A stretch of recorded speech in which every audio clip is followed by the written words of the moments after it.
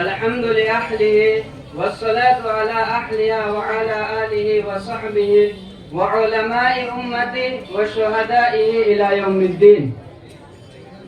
دمدمے میں دم نہیں اب خیر مانگو جان کی، دمدمے میں دم نہیں اب خیر مانگو جان کی، اے جفر ٹھنڈی ہو گئے شمشیر ہندوستان کی، غازیوں میں بو رہے گی جب تک ایمان کی، تو لندن تک چلے گی تیغ ہندوستان کی. حضرت صدر محترم، ناظم مدرسہ اور حاضرین، آج ہم سب بھارت کی آزادی کے 77ویں ورشگانٹھ منانے کے لیے مدرسہ عمر بن خطاب کی جانب سے ہونے والے جشن یوم آزادی میں حاضر ہے. جب بات آزادی اور حریت کی ہے تو ہم سب کو یہ جاننا چاہیے کہ ہمارا ملک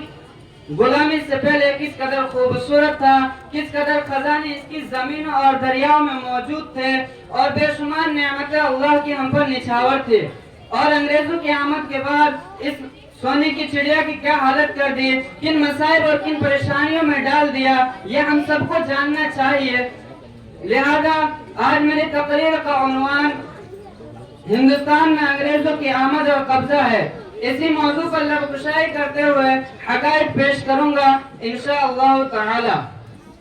حضرات، ہندوستان کی دولت و مالداری کے قصے ساری دنیا میں مشہور تھے، اور اس وقت ہندوستان سونے کی چڑیا کہلاتا تھا. چنانچہ انگلستان کے 101 تاجروں نے 30,000 پاؤنڈ کا سرمایہ جمع کر کے ایسٹ انڈیا کمپنی کے نام سے ایک کمپنی بنائی، اور 1601 میں اس کے جہاز پہلی مرتبہ ہندوستان روانہ کیے گئے،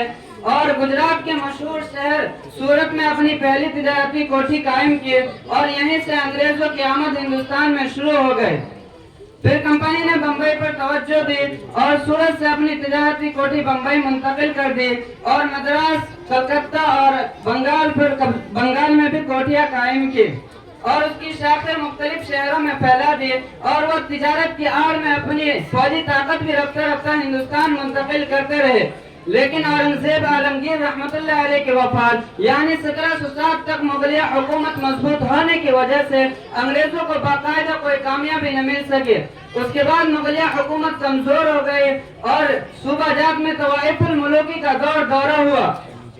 انگریزوں نے اپنے بال پر نکالنے شروع کر دیے، اور پورے بر صغیر پر قبضہ جمانے کے لیے منصوبہ بند طریقے پر مختلف علاقوں کو فتح کرنا شروع کر دیا، اور بڑی چالاکی اور عیاری سے اپنے قدم مضبوط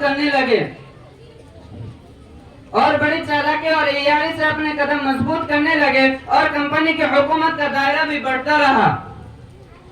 وہ اکثر عمراء اور نواب اپنی قوت دفاع کی کمی اور غیرت کی کمی اور پست ہمتی اور اپنی آپسی چپکلش کی بنا پر انگریزوں کے ساتھ مصالحت پر مجبور ہو گئے، مگر بہت سی ریاستوں کے والی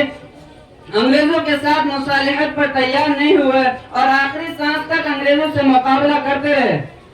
حضرات، کرناٹک اور اس کے آس پاس کے علاقوں پر قبضہ کرنے کے بعد انگریزوں کی حوث سے اقتدار بڑھتی گئی، چونکہ ان کی تجارتی کوٹھیاں کلکتہ میں بھی تھی. بمبئی، سورت، مدراس اور حیدرآباد کے بعد ان کی نظریں بنگال پر تھی.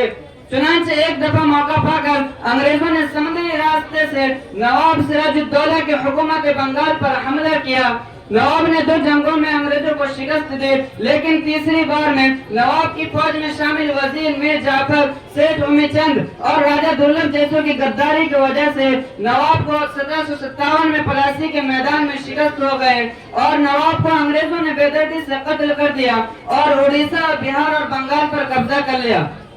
اور میسور کے بلند ہمت غیور فرما روا فتح علی خان ٹیپو سلطان رحمت اللہ علیہ نے اپنی بالغ نظری سے یہ بات محسوس کر لی کہ اگر انگریز اسی طرح ایک ایک صوبہ عزم کرتے رہے تو آخرکار پورا ملک ان کا لقمہ تر بن کر رہ جائے گا. چنانچہ انہوں نے منظم طاقت کے ساتھ انگریزوں سے مقابلہ کرنے کا فیصلہ کر لیا. سلطان شہید رحمت اللہ علیہ کے والد حیدر علی اور سلطان شہید رحمت اللہ علیہ نے انگریزوں سے 4 جنگیں لڑی، لیکن بالآخر چوتھی جنگ 1799 میں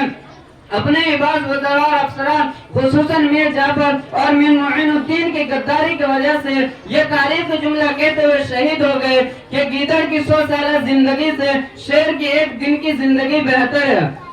انگریز فوج کے کمانڈر لارڈ ہرس نے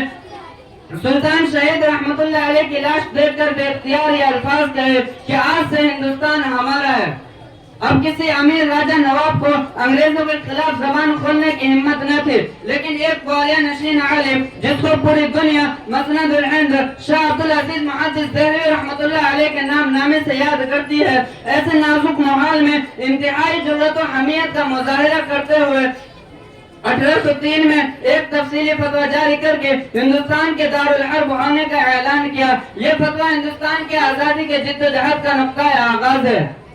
حضرت شاہ عبدالعزیز محدث دہلوی رحمت اللہ علیہ نے صرف فتوے پر اکتفا نہیں کیا بلکہ عملی طور پر اپنے سرپرست تھے اور حضرت سید احمد شہید رحمت اللہ علیہ کی قیادت اور حضرت شاہ اسماعیل شہید رحمت اللہ علیہ اور حضرت مولانا عبدالحی جیسے جلیل القدر علماء کے مشاورت میں 50 افراد پر مشتمل ایک جماعت کی تشکیل کی، جو جماعت پورے ملک کے طول و عرض کا دورہ کر کے اصلاح کا کام انجام دے اور ان میں انقلابی روح اور جہاد کا جذبہ پیدا کرے۔ چنانچہ 1818 سے پورے ملک کا دورہ شروع کیا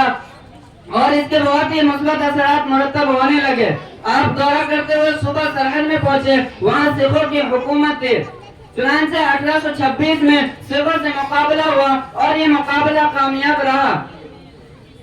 اور اس کے بعد چھوٹی بڑی جنگیں جاری رہے۔ 1831 میں حضرت سید احمد شہید رحمت اللہ علیہ، حضرت شاہ اسماعیل شہید رحمت اللہ علیہ اور ان کے بے شمار ساتھیوں نے جامع شہادت نوش کی۔ تحریک آزادی کے بنیادی اسباب 3 ہیں: نمبر 1 سیاسی، نمبر 2 اقتصادی اور نمبر 3 مذہبی۔ نمبر 1 سیاسی سبب، ایسٹ انڈیا کمپنی نے پورے ملک پر قبضہ کر لیا تھا۔ نمبر 2 اقتصادی سبب، انگریز نے ناقابل برداشت ٹیکس لاگو کر کے ہندوستانیوں کی کمر توڑ دی تھی۔ ہندوستانی خام مال وافر مقدار اور بہت ارزاں یعنی سستے پر برطانیہ جانے لگے اور برطانوی ملک منشوعات کی سب سے بڑی منڈی میں تبدیل ہو گیا اور 1757 تک اور ہندوستان منشوعات کی سب سے بڑی منڈی میں تبدیل ہو گیا اور 1765 تک ایسٹ انڈیا کمپنی کے منافع کی شرح 250% تھی اور اس طرح ہندوستان سے ہر سال برطانیہ کو اوسطاً 30 لاکھ پاؤنڈ کا نفع حاصل ہوتا تھا۔ نمبر 3 مذہبی سبب، انگریز نے تیزی سے عیسائیت کی تبلیغ شروع کر دی تھی۔ کینیڈی نے صراحتاً لکھا ہے کہ خواہ ہمیں کیسی مصیبتوں کا سامنا کرنا پڑے، جب تک اس ملک میں ہماری حکومت قائم ہے ہمیں یہ نہیں بھولنا چاہیے کہ ہمارا سب سے اہم فریضہ اس ملک میں عیسائیت کی اشاعت ہے، اور جب تک کنیا کماری سے ہمالیہ تک سارا ملک ہندو مت اور اسلام سے برگشتہ ہو کر دین عیسوی قبول نہ کر لے، جب تک ہمیں اپنی کوششیں جاری رکھنی ہے۔ حضرات، اب انگریز کے خلاف جہاد فرض عین ہے یا نہیں، اس پر غور و خوض کرنے کے لیے دہلی میں علماء اکرام اور مفتیان نظام جمع ہوئے۔ دوسری طرف تھانہ بھون میں بلند پایہ مشائخ اور علماء جمع ہوئے۔ حضرت حاجی امداد اللہ مہاجر مکی رحمت اللہ علیہ، حجت الاسلام مولانا قاسم نانوتوی رحمت اللہ علیہ، فقیہ النفس حضرت علامہ رشید احمد غنگوہی رحمت اللہ علیہ، حافظ زامن شہید رحمت اللہ علیہ، مولانا جعفر تھانیسری رحمت اللہ علیہ، مولانا محمد منیر نانوتوی رحمت اللہ علیہ، مولانا رحمت اللہ علیہ کیرانوی وغیرہ۔ ان علماء نے مولانا رحمت اللہ علیہ کیرانوی کو دہلی میں منعقد ہونے والے علماء اکرام اور مفتیان نظام کے مجلس میں شرکت کرنے اور صورتحال معلوم کرنے کے لیے دہلی بھیجا۔ چنانچہ دہلی میں علماء اکرام اور مفتیان نظام نے جہاد کے فرض عین ہونے کا فتویٰ جاری کر دیا، جس پر 31 علماء کے دستخط تھے، جن میں مولانا رحمت اللہ علیہ کیرانوی نے بھی دستخط فرمائے۔ ان علماء مشائخ نے سب سے پہلے قریب میں واقع قصبہ شاملی کے میدان میں جنگ کا آغاز کیا۔ اس کی وجہ یہ تھی کہ یہاں کا راجہ مہار سنگھ انگریزوں کے خلاف برسر پیکار تھا اور اسے مدد کی سخت ضرورت تھی۔ چنانچہ 1857 میں انگریزوں سے شاملی کے میدان میں گلستان کا مقابلہ ہوا۔ مشیت الہی یہ تھی کہ ابھی کچھ عرصہ اور انگریز اس ملک میں رہے، اس لیے اس جنگ میں ناکامی ہوئے اور نامور مجاہد حافظ زامن صاحب رحمت اللہ علیہ شہید ہو گئے اور دہلی میں بہادر شاہ ظفر کو اپنا قائد بنا کر جنگ کا آغاز کیا۔ اس ملک گیر جنگ میں برادران وطن بھی شامل تھے، لیکن مسلمانوں کی قیادت اور رہبری میں وآخر دعوانا الحمدللہ رب العالمین۔